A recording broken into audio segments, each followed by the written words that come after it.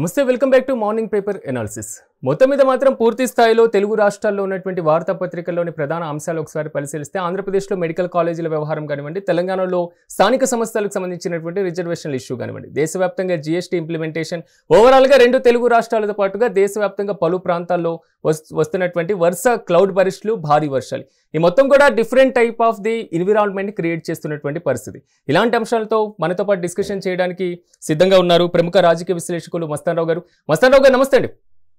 Good morning అండి. Good morning. Very good morning Mastan Rao garu. Telugu రాష్ట్రాల్లో ఉన్నటువంటి ఆంధ్రప్రదేశ్ ఇష్యూకి వస్తే ఒకసారి మెడికల్ కాలేజీల వివాదం మాత్రం ఈరోజు శాసనసభలో డిస్కషన్ జరగబోతుంది. పీపీపీ పద్ధతిలో అని ప్రభుత్వం చెప్తుంటే మీరు పూర్తి స్థాయిలో ప్రైవేటీకరణ చేయడానికి మేము వ్యతిరేకిస్తున్నామని వైసీపీ చేస్తున్నటువంటి స్టేట్మెంట్. ఓవరాల్ ఈ వ్యవహారాన్ని ఎలా చూడొచ్చు అంటారు? ఇప్పుడు ఆంధ్రప్రదేశ్ లో మెడికల్ కాలేజీకి సంబంధించి ప్రధానంగా ఏంటంటే జగన్మోహన్ రెడ్డి హయాంలో ఆయన వైఎస్ఆర్సీపీ ప్రభుత్వం ఉన్నప్పుడు 17 మెడికల్ కాలేజీలను రాష్ట్రంలో వెనుకబడిన ప్రాంతాల్లో ప్రధానంగా ఎక్కడెక్కడైతే లేవో అక్కడ వాటిని శంకుస్థాపన చేసి దాదాపు 5 కాలేజీలు పూర్తిగాను, ఇంకో 2 కాలేజీలు పాక్షికంగాను పూర్తి చేశారు. మిగతా 10 కాలేజీలు కూడా ఎక్కడ వేసిన బొమ్మలు అక్కడ అన్నట్టుగా కేవలం పునాదులకు మాత్రమే పరిమితమైన పరిస్థితి. సో దీనికి మెడికల్ కాలేజీ ఇష్యూలు వస్తానికి ప్రధానంగా చూస్తే ఏంటంటే ఇది 60% కేంద్ర ప్రభుత్వం ఇస్తుంది, 40% రాష్ట్ర ప్రభుత్వం నిధులతో కంప్లీట్ చేయాల్సి. ఇట్లా దాదాపు 15 మెడికల్ కాలేజీలు ఆ జాతీయ ఆరోగ్య మిషన్ కింద శాంక్షన్ చేసిన పరిస్థితి. బీజేపీ కూడా దీనిలో ఇన్వాల్వ్ అయిన పరిస్థితి అప్పట్లో నరేంద్ర మోడీ గారు. అయితే ఇక్కడ టోటల్ గా చూస్తే ఏమవుతుందంటే విద్య కానీ వైద్యం కానీ రాజ్యాంగం చెప్పిన ప్రకారం ఏంటంటే మనకి అది ప్రభుత్వాల బాధ్యత. ప్రభుత్వాలే విద్యా వైద్యం విషయంలో ప్రజలకి అది ఉచితంగా అందించాల్సిన పరిస్థితి అనమాట. అది ప్రభుత్వాల బాధ్యత. ఇక్కడ ఏమవుతుంది, ప్రభుత్వ రంగంలో 17 మెడికల్ కాలేజీలు ఉండటం వల్ల మారుమూల ప్రాంతాల్లో ఈరోజు వైద్యం అనేది బాగా ఖరీదు అయిపోయింది. కాబట్టి ఆ 17 మెడికల్ కాలేజీలు ప్రభుత్వ వైద్య రంగంలో ఉండాలి అనేది వైఎస్ఆర్సీపీ ప్రభుత్వం చేస్తున్న వాదన. అయితే దీనికి మన కూటమి సర్కార్ ఏమంటుందంటే అన్ని వేల కోట్ల రూపాయలు నిధులు లేవు కాబట్టి పీపీపీ మోడ్లో అంటే పబ్లిక్ ప్రైవేట్ పార్ట్నర్షిప్ కింద వాళ్ళకి 51% ఇచ్చి వాళ్ళ నిర్వహణ బాధ్యత వాళ్ళకి ఇస్తాము, ప్రభుత్వం కూడా దానిలో ఇన్వాల్వ్ అయి ఉంటుంది కాబట్టి ఇది పూర్తిగా ప్రైవేటీకరణ కాదు అనేది చెప్తా ఉంది. దీనికి సంబంధించి ఏంటంటే బీఎస్సీలో గత 2 రోజులుగా కూడా గొడవ చేస్తా ఉన్నారు. బీఎస్సీలో నిర్ణయించారు ఏంటి దీని మీద వాళ్ళు చర్చిద్దామని. అయితే నిన్న కూడా శాసన మండలిలో ప్రధానంగా శాసనసభకి ఇటు జగన్మోహన్ రెడ్డి గారు అటెండ్ కాదు కాబట్టి శాసన మండలిలో వాళ్ళ సభ్యులందరూ కూడా పోడియం దగ్గరికి వెళ్ళి నిమిషం గొడవ చేయటం, దానికి సంబంధించి శాసన మండలి చైర్మన్ గారు మోషన్ రాజు కూడా అబ్జెక్ట్ చేయడం జరిగింది. సో దాని మీద వాళ్ళ ప్రభుత్వం స్పష్టమైన ప్రకటన చేస్తుందని మనం ఆశించవచ్చు. అదేవిధంగా ఇవాళ లోకేష్ గారు ఇచ్చిన స్టేట్మెంట్ కూడా వస్తుంది. జగన్మోహన్ రెడ్డి గారు ఏదైతే వాళ్ళ కాంట్రాక్టులు ఇచ్చుకున్నారో ఆ కాంట్రాక్టులు వాళ్ళు సకాలంలో పూర్తి చేయలేదు కాబట్టి మేము రద్దు చేస్తాం అంటే సొంత వాళ్ళకి ఇచ్చిన కాంట్రాక్టులు రద్దయిపోతున్నాయి అనే బాధతో ఈ విధమైన ఉద్యమానికి తెరతీస్తున్నారు. యాక్చువల్గా పీపీపీ అనేది జాతీయ స్థాయిలో అనేక చోట్ల ఉంది, ఇదేమి కొత్త కాదనేది లోకేష్ గారు నిన్న మీడియాతో చిట్చాట్తో ఉన్న విషయాన్ని కూడా చూడొచ్చు. అయితే ప్రజల్లో మాత్రం ప్రైవేటీకరణ అనే దానికి మాత్రం వ్యతిరేకిస్తున్నారనేది కూటమి సర్కారు గ్రహించాల్సిన అవసరం అయితే ఉంది. ఒక ప్రధానమైనటువంటి ఇష్యూ ఏంటంటే ప్రభుత్వం ఈ రోజు పూర్తి స్థాయిలో డిస్కషన్ చేసిన దీని మీద వెనక్కి తగ్గేటువంటి అవకాశం ఎక్కడ కనిపించేటువంటి దాఖలాలు కనబడట్లేదు. ఎందుకంటే పూర్తి స్థాయిలో మెజార్టీ ఒకవైపు దీన్ని సమర్థిస్తున్నటువంటి కూటమి ప్రభుత్వం, తెలుగుదేశం పార్టీ అధికారంలో ఉన్నటువంటి పరిస్థితి, రెండోది వ్యతిరేకిస్తుంది ఏదైతే వైసీపీ ఉంది, ప్రతిపక్షంలో లేదా గతంలో ప్రభుత్వంలో పనిచేసింది. కానీ వైద్య ఆరోగ్య శాఖ మంత్రి మాత్రం కేంద్రంలో అధికారంలో ఉన్నటువంటి బీజేపీకి సంబంధించినటువంటి మంత్రి. అంటే ఓవరాల్గా ఈ ఇష్యూ మాత్రం ప్రజలకు సంబంధించి కొంతవరకు నెగిటివ్ ఏమైనా ఇష్యూకి పోర్ట్రేట్ అయ్యేటువంటి ఛాన్స్ ఏమైనా కనబడుతుందా? ఎందుకంటే ప్రైవేటీకరణ వ్యవహారం కానివ్వండి, వైసీపీ చేస్తున్నటువంటి ఆరోపణ కానివ్వండి.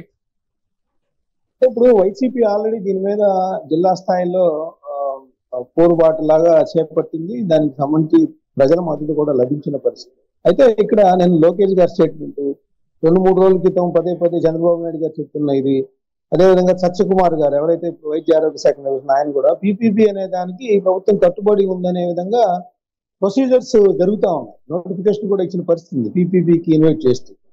సో ప్రభుత్వం ఎక్కడ వెనక్కి తగ్గే పరిస్థితి కనపట్లేదు. వాళ్ళు చెప్తుంది ఏంటంటే ఒకటే, ఇది ప్రైవేటీకరణ కాదు, ప్రభుత్వం కూడా దీనిలో ఇన్వాల్వ్ అయి ఉంది, కేవలం నిర్వహణ బాధ్యత మాత్రమే వాళ్ళకి ఇస్తున్నాం అనేది ప్రభుత్వం స్పష్టంగా చెప్తుంది. మరి దీన్ని ప్రజలకి ఏ విధంగా వివరిస్తుంది? ఎందుకంటే ప్రజల్లో కూడా కొంత వైఎస్ఆర్సీపీ చేపట్టిన ఆందోళనకు కానీ, లేదంటే ప్రభుత్వ రంగంలోనే ఇది కొనసాగాలనే ఒక అభిప్రాయం కానీ ప్రజల్లో ఉంది. మరి దాన్ని ఏ విధంగా వాళ్ళకి నచ్చ చెప్పుకుంటారనేది ఈ రోజు ఇచ్చే స్టేట్మెంట్, ఈ రోజు ఇచ్చే వివరణ, ప్రభుత్వం ఏ విధంగా దానికి వెళ్తుంది అనేది చెప్పాల్సిన అవసరం అయితే కనిపిస్తుంది. ఆ విధంగా కూడా ప్రభుత్వం ముందుకెళ్తుందని నేను అనుకుంటాను. ఇంకో కీలకమైనటువంటి విషయం, నిన్నైతే మాత్రం శాసనసభలో ముఖ్యమంత్రి ప్రకటన చేసినటువంటి నేపథ్యంలో ఆ ప్రకటనలో కూడా ప్రధానంగా రైతుల్ని కలవాలి, ప్రతి ఎమ్మెల్యే కూడా రైతులతో మమేకం అవ్వాలి, రైతు సమస్యల పరిష్కారం కోసం అక్టోబర్ నుంచి నేను కూడా రంగంలోకి దిగుతా అనేటువంటి స్టేట్మెంట్ ఇవ్వడం జరిగింది. ఎందుకు కూటమి ప్రభుత్వం ఉన్నట్టుండి ఒక్కసారిగా, అంటే నేను లఘు చర్చలో ఒక సందర్భంలో ఉన్నటువంటి మాట అనుకోవాలా, లేదా ఇదేమైనా వ్యూహం అనుకోవాలా? అంటే ప్రతి 175 నియోజకవర్గాల్లో కూడా మిగతా అర్బన్ ఏరియాస్ తప్ప మిగతా ఎక్కడైతే ఉన్నారో రైతులు ఉన్న ప్రాంతాల్లో ఖచ్చితంగా ఎమ్మెల్యేలు వెళ్ళి రైతులను కలిసి రైతులు యొక్క ఎదుర్కొంటున్న సమస్యలు కానీ అవన్నీ కూడా తెలుసుకోవాల్సిన అవసరం ఉందని ఆయన చెప్తా ఉన్నారు. ఏంటంటే చంద్రబాబు నాయుడు గారి మీద మొదటి నుంచి కూడా వ్యవసాయానికి వ్యతిరేకం అనే టైప్ లో ఉంది. సో ఇప్పుడు రాష్ట్రంలో చూసినట్లయితే మనం వైఎస్ఆర్సీపీ చేపట్టిన ఆందోళన చూడొచ్చు మనం ఒకసారి. అదేవిధంగా ఇక్కడ మనకి పొగాకు విషయం కానీ, మిర్చి రైతులు సంబంధించిన ధరలు మద్దతు ధర లేని విషయం కానీ, రీసెంట్ గా అయితే యూరియా ఎక్కడ దొరకట్లేదు. మళ్ళీ ఒక పక్కన ఉల్లి రైతులు, అదేవిధంగా మనకి చూసినట్లయితే టమాటా రైతులు కూడా సరైన ధర లేక పారపోస్తున్న పరిస్థితి. సో వీటన్నిటి నేపథ్యంలో గత రైతుల్లో వ్యతిరేకత వ్యక్తమవుతుందా అనే ఇది కలిగినట్టుగా ఉంది. ఎందుకంటే వాళ్ళు ఇస్తానన్న 20,000 రూపాయలు ఏదైతే అన్నదాత సుఖీబాబుకు సంబంధించి కేవలం ఒక వాయిదా మాత్రం, ఒక 1 year అవ్వలేదు, 7,000 మాత్రమే అది కేంద్ర ప్రభుత్వం ఇచ్చిన 5,000తో కలిపి వీళ్ళు ఒక 2,000, 7,000 మాత్రం వేసిన పరిస్థితి. రైతుల్లో అసంతృప్తి వ్యక్తమవుతున్న నేపథ్యంలో యూరియా విషయంలో అది పార్టీలు అంటే వైఎస్ఆర్సీపీ ప్రవేశించకుండానే, వైఎస్ఆర్సీపీ ఎటువంటి జోక్యం చేసుకోకుండానే యూరియాకి సంబంధించి రైతులందరూ కూడా ఆందోళన పాటు పెట్టారు. రాష్ట్ర వ్యాప్తంగా అది కనపడింది. వాళ్ళ క్యూల్లో నుంచోటాలు, దాని గురించి అక్కడక్కడ ఆందోళనలు జరగటాలు, ధర్నాలు, నిరసనలు అన్నీ కూడా వచ్చాయి. సో ఈ నేపథ్యంలో ప్రభుత్వం ఏం చేస్తోంది, ప్రభుత్వం రైతుల కోసం ఏం చేస్తుంది, వాటికి సంబంధించి వివరించడం ద్వారా లేదా వాళ్ళ సమస్యలు తెలుసుకోవడం ద్వారా కొంత ఆ వర్గానికి ఉపశమనం లభిస్తుంది. అదేవిధంగా ఆ సమస్యలు ఏవైతే తెలుసుకున్నారో శాసనసభ్యులు వాటిని కొంత పరిష్కార మార్గాలు చూపడం ద్వారా వాళ్ళకి దగ్గర వచ్చనేది చంద్రబాబు నాయుడు గారి మాటలను బట్టి అర్థమవుతుందని మనం అనుకోవచ్చు. రెండోది కూడా వైసీపీ చేస్తున్నటువంటి ఆరోపణ ప్రధానంగా, అంటే స్వల్ప కాలంలోనే ప్రభుత్వం మీద వ్యతిరేకత వచ్చింది అనేది మాత్రం వైసీపీ చేస్తున్నటువంటి స్టేట్మెంట్. వాళ్ళు రైతు పోరు కానివ్వండి, లేదా యూరియా సమస్య కానివ్వండి. అంటే నేను ముఖ్యమంత్రి స్టేట్మెంట్, వైసీపీ చేస్తున్నటువంటి స్టేట్మెంట్ పరిశీలిస్తే నిజంగా వ్యతిరేకత వచ్చిందా అనేటువంటి క్వశ్చన్ మార్క్ ఇప్పుడు మొదలవుతుంది. అంటే ఈ వ్యతిరేకత అనేది ఏంటంటే సమస్యలు అంటే మొత్తంగా రావడం వ్యతిరేకత ప్రభుత్వం మీద వేరు. ఇప్పుడు యూరియా అనేది దొరకలేదు, రైతుల్లో అదంత అసంతృప్తి, లేదా ధరలు లేదు, వాటికి మాత్రమే సంబంధించాలి. టోటల్ గా చూసినట్లయితే ఎందుకంటే జగన్మోహన్ రెడ్డి గారు చేసిన అప్పులు, ఆయన పరిపాలనా విధానము అవన్నీ నచ్చకే కదా ఈ 16 నెలల కాలం అవుతుంది వాళ్ళకి 11కు 151 నుంచి 11 దించేసిన పరిస్థితి. అయితే ఇప్పుడు జగన్మోహన్ రెడ్డి గారు విమర్శలు చేస్తున్నట్టుగా పూర్తి స్థాయిలో వ్యతిరేకత అయితే అంత అనిపించట్లేదు. ఏదైతే సమస్యల ప్రాతిపదిక తీసుకోవచ్చు మనం రైతులకు సంబంధించి కానీ, ఎందుకంటే సూపర్ 6 పథకాల్లో దాదాపు 4 పథకాలు అమలు చేసిన పరిస్థితి ఉంది. సో టోటల్ గా చూసే లా అండ్ ఆర్డర్ పరిస్థితి కానీ, ఇప్పుడు సాధారణంగా మనం చూసినట్లయితే వైఎస్ఆర్సీపీ ప్రభుత్వంలో లా అండ్ ఆర్డర్ విషయంలో చాలా పూర్తిగా ప్రజలందరూ కూడా కొంత భయాందోళనలో వ్యక్తమైన పరిస్థితి. కేసులు పెడతారని, లేదా ప్రభుత్వం గురించి వ్యతిరేకంగా 4 రోడ్ల కోడ్లో మాట్లాడినా కూడా తీసుకెళ్లిపోతారని అట్లాంటి ఒక భయకంపితమైన పరిస్థితి వచ్చింది. సో ఈ రోజు మనం ధర్నాలు కానీ, నిరసనలు కానీ అంతెందుకు చెప్పండి, గతంలో చంద్రబాబు నాయుడు గారు ఎవరినైనా పరామర్శిస్తామని వెళ్తే ఆయన ఇంటికి తాళా వేసిన పరిస్థితి ఉంది. ఈరోజు జగన్మోహన్ రెడ్డి గారు ఎక్కడ కావాలంటే అక్కడికి వెళ్తున్నారు, లేదంటే వాళ్ళ పార్టీ నాయకులు ప్రతి జిల్లాలో కూడా ఆందోళనలు చేపట్టే పరిస్థితి ఉంది. ఎక్కడ మనకి ఆ విధమైన రిస్ట్రిక్షన్స్ కనపడతలేదు. సో టోటల్ గా చూస్తే అంత పూర్తి స్థాయిలో వ్యతిరేకత వైఎస్ఆర్సీపీ చెబుతున్నట్టుగా పూర్తి స్థాయిలో వ్యతిరేకత అయితే కనపడుతున్న పరిస్థితి అయితే లేదు. కాకపోతే సమస్యల ప్రాతిపదికన మాత్రం ఖచ్చితంగా ఉంది. ఇప్పుడు రైతులకు సంబంధించి కానీ, ఎందుకంటే ఇప్పుడు నిరుద్యోగులు ఉన్నారు. జగన్మోహన్ రెడ్డి గారు 5 ఏళ్ళు పరిపాలిస్తే డిఎస్సీ ఇవ్వలేదు. ఈరోజు డిఎస్సీ విజయవంతంగా నిర్వహించారు. రేపు మాపో మొన్న యాక్చువల్గా వర్షాలు రాకపోతే వాళ్ళకి అపాయింట్మెంట్ లెటర్లు కూడా ఇచ్చేసేవాళ్ళు. సో అదేవిధంగా పెన్షన్ పెంచారు, మిగతా 4 పథకాలు అమలు చేస్తా ఉన్నారు, ఉద్యోగులకి 1వ తారీఖు జీతాలు అందుతున్నాయి. ఇవన్నీ కూడా లేని పరిస్థితి కదా గతంలో. సో పూర్తి స్థాయిలో అంటే ఉద్యోగులు కూడా ఇప్పుడేంటి జీతాలు వస్తున్నాయి. గతంలో జీతాలు 1వ తారీఖు రావాలన్నా కూడా ఇబ్బంది పడేవాళ్ళు. ఈ రోజు వాళ్ళేంటి పిఆర్సీ కోసం, డిఏల కోసం మళ్ళీ వాళ్ళు కూడా పోరుపాటు పడుతున్న పరిస్థితి. అదేవిధంగా సచివాలయ ఉద్యోగులకు సంబంధించి కూడా వాళ్ళు నిన్న నోటీస్ ఇచ్చారు. వాళ్ళ నుంచి ఆందోళనకి, నిరసనకి శ్రీకారం చుట్టపోతా ఉన్నారు. సో ఉన్నా కూడా అంత పూర్తి స్థాయిలో ప్రభుత్వం దిగిపోవాలన్నంత స్థాయిలో అయితే లేదని నేను చెప్తాను. కానీ మస్తానరావు గారు మీరు చెప్పినట్లుగా ఎక్కడ వ్యతిరేకత లేదు, కొంతవరకు విధానపరంగా కొన్ని అంశాల్లో మాత్రమే వ్యతిరేకత వస్తే కూటమి ప్రభుత్వం కేంద్రంలో బలమైనటువంటి మెజారిటీ ఉంది, కీ రోల్లో ఉన్నటువంటి సిచ్యువేషన్ కూడా కనబడుతుంది. ఈ నేపథ్యంలో ఎక్కడ యూరియాకి సంబంధించి లోపించిందంటారు? ఈరోజు రైతుల్లో వ్యతిరేకత వచ్చిందని ఒకవేళ టీడీపీ కూటమి గ్రహించినా ముఖ్యమంత్రి స్వయంగా స్టేట్మెంట్ చేసే వరకు పరిస్థితి రావడానికి కూడా కారణం యూరియా అనుకోవచ్చు కదా. సో ఎక్కడ లోపం అంటారు? కేంద్రంలో ఎక్కడైనా అంటే సమన్వయ లోపమే ప్రధాన కారణం అనుకోవాలా? ఖచ్చితంగా అండి. అంటే ఇక్కడ మనం చూడాల్సింది ఆంధ్రప్రదేశ్కి సంబంధించే కాదు, తెలంగాణ కానీ జాతీయ స్థాయిలో అనేక రాష్ట్రాల్లో ఈరోజు యూరియా కోసం ఇబ్బంది పడుతున్న పరిస్థితి. అంటే ఈ సీజన్ వచ్చేసరికల్లా ఈ స్థాయిలో యూరియా అవసరము, రైతులందరికీ ఈ స్టాక్స్ పెట్టాల్సిన అవసరం ఉంది. కొంతమంది ఏంటి కృత్రిమంగా కూడా కొరత వస్తుంది. ఎట్లాగా యూరియా అయిపోతుంది ఎక్కువ స్టాక్ లేదంట అంటే 1 బస్తా కొనాల్సిన రైతు 2-3 బస్తాలు ఇంట్లో పెట్టుకుంటాడు.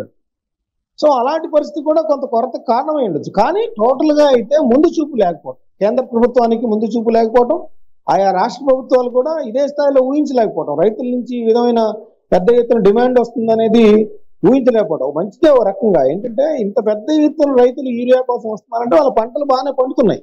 ఆ పంటలు ఎక్కడ ఎండిపోతాయో, వాడు ఎక్కడ బలం తగ్గిపోతుందో, కాబట్టి యూరియా అనేది తీసుకొచ్చి రావడం వల్ల పంటలు మెరుగైన దిగుబడి సాధించవచ్చు అనేది వాళ్ళ ఇది. అంటే చూడండి ఇక్కడ ఒక కోణంలో చూస్తే ఏంటంటే వ్యవసాయం ఆధారపడతా ఉన్నారు, వ్యవసాయం బాగా జరుగుతుంది, వర్షాలు పడుతున్నాయి, లేకపోతే ఇరిగేషన్ సంబంధించి కూడా కాలువల నిర్వహణ అంతా బాగానే ఉంది. కానీ ఏదైతే పంటలు దిగుబడి పెంచడానికి ఉద్దేశించిన ఎరువులకి మాత్రం కొంత ప్రభుత్వాలు ముందు చూపు, కేంద్ర రాష్ట్ర ప్రభుత్వాలు ఇందులో బాధ్యత వహించాల్సిన అవసరం ఉంది. ఖచ్చితంగా దీనిలో ముఖ్యంగా వైఎస్ఆర్సీకి చూడండి, రాష్ట్ర ప్రభుత్వం నిలదీయటంలో తప్పు లేదు. కానీ యూరియా కేటాయింపుల్లో నరేంద్ర మోడీ గారే దీనికి బాధ్యత వహించాలి, వాళ్ళ మంత్రివర్గం బాధ్యత వహించాలి. వాళ్ళని ఒక్క మాట అనే పరిస్థితి ఇక్కడ కనపడతలేదు. ఇక్కడ ఇంకోటి కూడా మీరు ఇందాక ప్రస్తావించలేదు, అంటే జిఎస్టీ గురించి కూడా ఇప్పుడు మనం చర్చించుకోవాల్సిన అవసరం ఉంది. దాన్ని కూడా చెప్తానే. ఇంకో కీలకమైనటువంటి ఇష్యూ ఆల్రెడీ జీఎస్టీకి సంబంధించి కూడా ఇంప్లిమెంట్ అవుతున్నటువంటి పరిస్థితులు కూడా కనబడుతున్నాయి కాబట్టి దాని మీద అసెంబ్లీ కూడా డిస్కషన్ ఎలాగో కంప్లీట్ అయిపోయింది. కానీ ఒకసారి తెలంగాణ ఇష్యూని ఇంపార్టెంట్గా మనకు కనిపిస్తుంది సార్. ఎలాగంటే స్థానిక సంస్థలకు సంబంధించినటువంటి ఎలక్షన్ సంబంధించి 4 రోజుల్లో పూర్తి స్థాయిలో నోటిఫికేషన్ ఇవ్వడం కోసం కలెక్టర్లు కూడా ముమ్మరంగా ఏర్పాట్లు చేయాలి. ఇది తెలంగాణ ముఖ్యమంత్రి రేవంత్ రెడ్డి ఇచ్చినటువంటి స్టేట్మెంట్. మొత్తం మీద స్థానిక సంస్థల ఎన్నికలు సకాలంలో పూర్తయ్యాయా అంటే 10 రోజులు ఎలాగో కనబడట్లేటువంటి పరిస్థితి లేదు కాబట్టి వచ్చే 2-3 నెలల్లో ఇది పూర్తి అయ్యేటువంటి అవకాశం కనిపిస్తుంది అనుకోవాలి మనం. సార్ ఇప్పుడు స్థానిక సంస్థలు ఎన్నికలు ఏంటంటే రేవంత్ రెడ్డి గారు దానికి సిద్ధపడుతున్నప్పటికీ కూడా క్షేత్రస్థాయిలో అందుకు అనుగుణంగా చర్యలు అయితే చేపట్టలేదు. ఇంకా అనేక అంశాలు ఇప్పుడు ఏదైతే ఆ రిజర్వేషన్స్ బీసీలకు సంబంధించి కానీ లేదంటే ఇంకా అనేక అంశాలు ఇంకా పెండింగ్ లోనే ఉన్న పరిస్థితి. ఇక్కడ అన్నిటినీ రెడీ చేసుకోకుండా ఆదరాబదరాగా ఎన్నికల నిర్వహణకి వెళ్తాం అనేది కూడా సరైన విధానం కాదు. ఖచ్చితంగా ఇప్పుడు వాళ్ళు చెప్పిన 4 రోజుల్లో అయ్యే పరిస్థితి కనిపించదు. ఎందుకంటే ఇవి కేవలం ఆదేశాలు పేపర్లకు ఇస్తే కాదు కదా. క్షేత్రస్థాయిలో స్థానిక సంస్థలు అంటే దాదాపు మనకి సర్పంచ్ దగ్గర నుంచి చూసుకుంటే ఎంపీటీసీలు, జెడ్పీటీసీలు, కౌన్సిలర్లు, కార్పొరేటర్లు మొత్తం అదొక వ్యవస్థ. మామూలుగా ఎమ్మెల్యే ఎన్నికలు ఈజీ. స్థానిక సంస్థలకు సంబంధించి ఏంటంటే వార్డు మెంబర్లు, సర్పంచ్లో వార్డు మెంబర్లకు కూడా ఎన్నికలు నిర్వహించాల్సిన పరిస్థితి ఉంది. సో ఖచ్చితంగా దీనికి కొంత సమయం తీసుకునే అవకాశాలు ఉన్నాయి. ఖచ్చితంగా మీరు అన్నట్లు 2 లేదా 3 నెలలు అయితే ఖచ్చితంగా పట్టొచ్చు. మస్తానరావు గారు, ప్రభుత్వం ఎలా ముందుకెళ్లేటువంటి అవకాశం ఉంది? మరి ముఖ్యంగా కాంగ్రెస్ పార్టీ అంటే పార్టీ పరంగా బీసీలకు 42% రిజర్వేషన్లు ఇచ్చేటువంటి ఛాన్స్ ఉందా, లేదా ప్రభుత్వమే ఒక జీవోని ఇచ్చి పూర్తి స్థాయిలో ముందుకెళ్లేటువంటి అవకాశాన్ని పరిశీలిస్తుందా? ఏది కొంతవరకు సఫలమయ్యేటువంటి ఛాన్సెస్ ఉన్నాయి? అంటే ఇక్కడ తెలంగాణలో రీసెంట్ గా చూస్తే ఏంటంటే బీసీలకు సంబంధించి వాళ్ళ అసంతృప్తి వ్యక్తం అవుతుంది అనేది గత కొంతకాలంగా చూస్తా ఉన్నాం. అన్ని పార్టీలు కూడా బీసీ ఎజెండాని ఎత్తుకున్న పరిస్థితి. సో మన అంతకుముందు జరిగిన శాసనమండలి ఎన్నికల్లో కూడా బీసీలే ఇచ్చి విజయం సాధించిన పరిస్థితి బీజేపీకి కూడా ఉంది. సో ఇలాంటి పరిస్థితుల్లో బీసీ రిజర్వేషన్ అమలు అనేది ఖచ్చితంగా ప్రభుత్వం మీద ప్రభావం చూపుతుంది కాబట్టి ఆ బీసీ రిజర్వేషన్స్ ని అమలు చేసే విధంగానే ఎన్నికలు వెళ్తారనేది అయితే నేను అనుకుంటాను. అంటే పార్టీ పరంగా అంతేనంటారా? ఖచ్చితంగా అండి, ఖచ్చితంగా. అంటే పార్టీ పరంగా కూడా అదే విధమైన డిమాండ్ వస్తూ ఉంది, బీసీలకు సంబంధించి ప్రాధాన్యత ఇవ్వాలి. ఓకే. ఇక్కడ ఇంకోటి వారు చట్టం చేయడం జరిగింది. రాష్ట్రపతి దగ్గర పెండింగ్‌లో ఉండడం, అపాయింట్‌మెంట్ ఇవ్వకపోవడం, ఢిల్లీకి వెళ్లి ధర్నా చేయడం, దాని తర్వాత ఆర్డినెన్స్ తీసుకురావడం, అది గవర్నర్ దగ్గర ఇష్యూగా ఉండడం, మళ్ళీ దానికి సంబంధించి ఏకగ్రీవంగా రీసెంట్‌గా సభ ఆమోదించడం. ఈ మొత్తం వ్యవహారం చూసుకుంటే రేపు ఒకవేళ స్థానిక సంస్థల ఎన్నికలు పూర్తయినా బీసీలకు మేము రిజర్వేషన్స్ ఇవ్వడానికి పూర్తి స్థాయిలో కామారెడ్డి డిక్లరేషన్ మేము ఇచ్చింది మాత్రం కట్టుబడి ఉన్నాం. బీజేపీ ఇతర పార్టీలు మాత్రమే దీన్ని అడ్డుకున్నాయి అనేది మాత్రం కాంగ్రెస్ పార్టీకి ఒక వెపన్‌గా మారేటువంటి ఛాన్స్ ఉందంటారా? ఖచ్చితంగా అండి. ఇప్పుడు బీసీలకు మేము రిజర్వేషన్లు కల్పిస్తా ఉంటే ఈ విధంగా అడ్డుకున్న దాని మీద మేము ఏ విధంగా చిత్తశుద్ధితో ముందుకు వెళ్తున్నాం అన్న దానికి ఉదాహరణ మళ్ళీ తిరిగి అసెంబ్లీలో ఆమోదించడం. కానీ అక్కడ బీజేపీ ఇక్కడ దోషిగా నిలబడే పరిస్థితి కనిపిస్తా ఉంది. ఎందుకంటే అక్కడ గవర్నరు వాటికి ఆమోదం తెలకపోవడం, రాష్ట్రపతి దగ్గర పెండింగ్ లో ఉండడం, ఇవన్నీ కూడా బీజేపీ చేస్తుందనే భావన కాంగ్రెస్ పార్టీ విజయవంతంగా తీసుకురాగలిగింది ప్రజల్లో.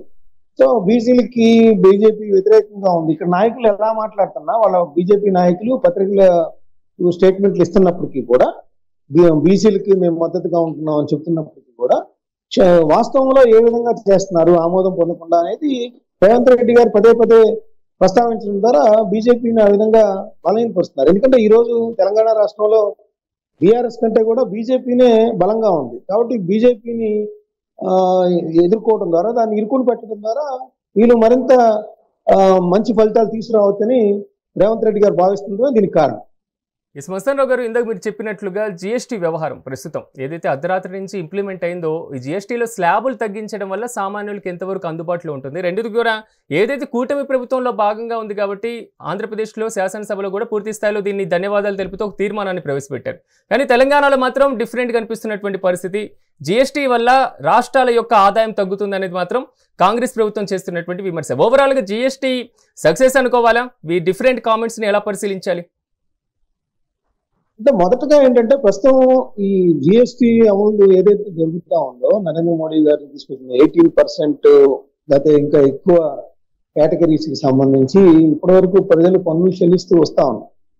సో ఆ విధంగా చూస్తే కొంత ఉపశమనమే. కానీ ఇక్కడ ప్రధానంగా మనం అందరం ఆలోచించాల్సింది ఏంటంటే నరేంద్ర మోడీ గారు ఈ విధంగా మేము పన్ను రాయితీలు ఇవ్వడం ద్వారా, తగ్గించడం ద్వారా, స్లాబులు తగ్గించడం ద్వారా 2,50,000 కోట్ల రూపాయలు ప్రజలకు మేలు కలుగుతుంది అంటున్నారు. ఇది ఒకసారి వెనక్కి తిప్పి చూడండి. అంటే ఇదే 2.5 లక్షల కోట్ల రూపాయలు ప్రజల నుంచి ముక్కు పిండి వసూలు చేశారు. ఆ విషయాన్ని అందరూ మర్చిపోతున్నారు. సో అదే కదా, వాళ్ళ మీద ఎప్పుడైతే ఈ విధంగా ముక్కు పిండి వసూలు చేశారో, ఒక హోటల్కి వెళ్ళాలన్నా, లేకపోతే ఒక టీవీ కొనుక్కోవాలన్నా, లేకపోతే ప్రతినిత్యం ఇంట్లో అవసరం మందులు కొనుక్కోవాలన్నా దాదాపు 18% పైన వసూలు చేసేసరికి ప్రజలలో తీవ్ర వ్యతిరేకత వ్యక్తమైన పరిస్థితి. అదంతగా వాళ్ళు ఎక్కువ వేశారు, ఇంత ఆదాయం ఒకటే చూసుకుంటున్నారు. పెట్రోల్ చూడండి, పెట్రోల్ కూడా మనకి 70 రూపాయలకి 80 రూపాయలకి రావాల్సింది ఈ రోజుతో 110 రూపాయలు అమ్ముతా ఉన్నారు. అంతర్జాతీయ స్థాయిలో చమురు ఉత్పత్తుల ధరలు తగ్గినప్పటికీ కూడా ఇక్కడ మాత్రం దాని ప్రభావం మీద మాత్రం ఏమీ చూపించరు. సో ఇది మనం అందరం ఆలోచించాలి. ఇప్పుడు కాంగ్రెస్ పార్టీ ఇక్కడ తెలంగాణలో ఎందుకు వ్యతిరేకిస్తుందంటే వాళ్ళ పార్టీ విధానం. ఇప్పుడు మాణిక్యం ఠాకూర్ గారు నిన్న స్టేట్మెంట్ ఇచ్చారు. జగన్మోహన్ రెడ్డి లాంటి వ్యక్తి చూడండి, ఇక్కడ వైఎస్ఆర్సీపీకి సంబంధించి ఇట్లా 2.5 లక్షల కోట్లు దోచుకున్నారు, ఇప్పుడు దాకా ముక్కుపిండి వసూలు చేశారు ప్రజలు అనే మాట కూడా జగన్మోహన్ రెడ్డి గారు ఎక్కడ మాట్లాడలేదు. ఆయన పూర్తిగా బీజేపీకి మద్దతు పలుకుతూ స్టేట్మెంట్ ఇచ్చారు. ఈ యొక్క రాయితీలు ప్రజలకు చాలా ఉపయోగపడుతుంది. రాయితీలు ఏంటి, ఇప్పటి వరకు ప్రజల నుంచి ముక్కుపిండి వసూలు చేశారు, అత్యధికంగా జిఎస్టీ వసూలు చేశారు. ప్రజలు నానా అగచాట్లు పడ్డారు కట్టలేక. ఎందుకంటే ఎక్కడ మనం ఏ సర్వీస్ పొందాలన్నా కూడా ఖచ్చితంగా జిఎస్టీ పే చేయాల్సిన పరిస్థితి ఉంది. సో ఇక్కడ కాంగ్రెస్ పార్టీ ఏంటంటే వాళ్ళ యొక్క పార్టీ విధానంలో భాగంగా అక్కడ రాష్ట్రాలకి జిఎస్టీలో వచ్చిన తర్వాత కొంత ఆదాయం తగ్గుతుందనే ఒక స్టాండ్ తీసుకొని ముందుకు వెళ్తుంది. ఇక్కడ మాత్రం కూటమి సర్కార్లో భాగం కాబట్టి బీజేపీ అదేదో ఒక పండగ వాతావరణం అనే టైప్ లో క్రియేట్ చేస్తా ఉన్నారు. పండగ వాతావరణం పవన్ కళ్యాణ్ గారు చంద్రబాబు నాయుడు గారు చెప్పడం కాదు. ఇక్కడ గమనించాల్సింది ఏంటంటే జగన్మోహన్ రెడ్డి గారు కూడా కనీస విమర్శ చేయలేకపోయారు. ఈ రోజు వరకు ప్రజల నుంచి ఇంత స్థాయిలో ఎట్లా వసూలు చేశారు, ఎందుకు ఇలా దోపిడీ చేశారు, ఈ డబ్బులన్నీ ప్రజలు ఎక్కడ కట్టాల్సి వచ్చింది, వాళ్ళకి తిరిగి ఇచ్చే అవకాశం ఉందా అనేది ఆలోచించాలి, కామెంట్ చేయాలి కనీసం ఎందుకు దోచుకున్నారు మీరని.